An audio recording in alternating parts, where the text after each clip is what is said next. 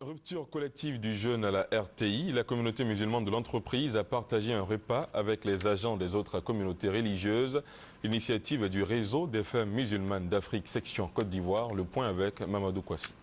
Une grande première à la radiodiffusion télévision ivoirienne, RTI, agents musulmans et non musulmans autour d'un repas.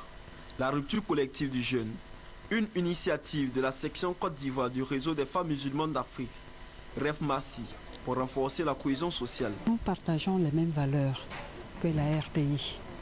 Un sacerdoce autour duquel une équipe met en commun des intelligences pour apporter un tant soit peu la joie dans nos cœurs, dans nos foyers, dans nos familles, à travers l'instruction, à travers l'information et pourquoi pas à travers la distraction aussi.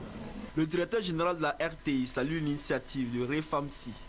Pour lui, cela rentre dans les objectifs de son institution qui œuvre au quotidien à rassembler les Ivoiriens. Soyez rassurés de la disponibilité de la RTI à appuyer les actions du REF-MASSI qui contribuent de façon pertinente à l'éducation et à l'information de nos populations.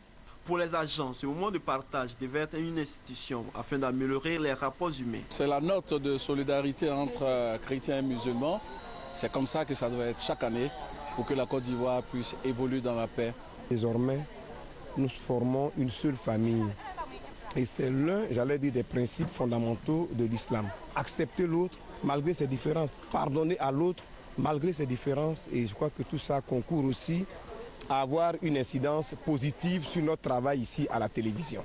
De la bouillie au beignet en passant par les vermicelles, tout était réuni pour satisfaire un personnel désormais uni et solidaire. La rupture a été ponctuée par une prière collective, occasion pour l'imam Aïdara Mohamed Lamine d'adresser des prières à Allah pour la bonne marche de la RTI et surtout pour la paix en Côte d'Ivoire.